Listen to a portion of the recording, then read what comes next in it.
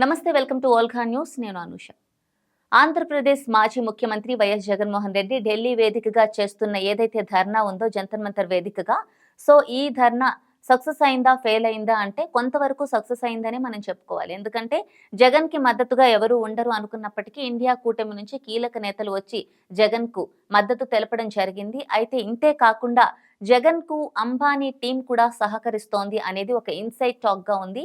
మనకు తెలుసు జగన్ కి అంబానీకి మధ్య కొంత సత్సంబంధాలు ఉన్న సంగతి మనకు తెలిసిందే. మన గతంలో చూసుకుంటే పెట్టుబడుల సదస్సుల్లో కూడా అంబానీ పాల్గొనడం, ఆంధ్రప్రదేశ్‌లో పెట్టుబడులు పెడతామని చెప్పి జగన్ సీఎంగా ఉన్నప్పుడు మాట ఇవ్వడం జరిగింది.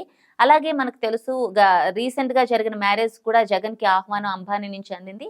అంతేకాకుండా అంబానీకి బంధువైనటువంటి మనకి పరిమల్ నత్వానికి కూడా జగన్ రాజ్యసభ సీటునైతే ఇవ్వడం జరిగింది. ఆ విధంగా ఆయన రాజ్యసభ సభ్యుడిగా ఉన్నారు.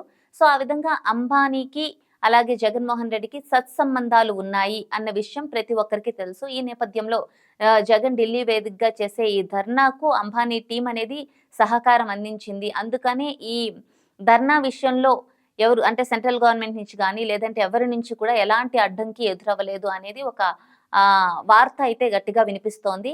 మొత్తానికి ఏదైతేనేం జగన్‌కి అంబానీ అండ ఉండటంతో ప్రస్తుతం జగన్ చేస్తున్న ధర్నా అయితే సక్సెస్‌ఫుల్‌గా రన్ అవుతోంది. అయితే ఈరోజు జగన్ ఈ ధర్నా ఎండింగ్‌లో అయితే ఖచ్చితంగా జగన్ స్పీచ్ ఉంటుంది. ఈ స్పీచ్‌లో జగన్ ఏం మాట్లాడతారు, అసలు ఆయన డిమాండ్స్ ఏంటి అనేది క్లియర్‌గా తెలిసే అవకాశం ఉంది.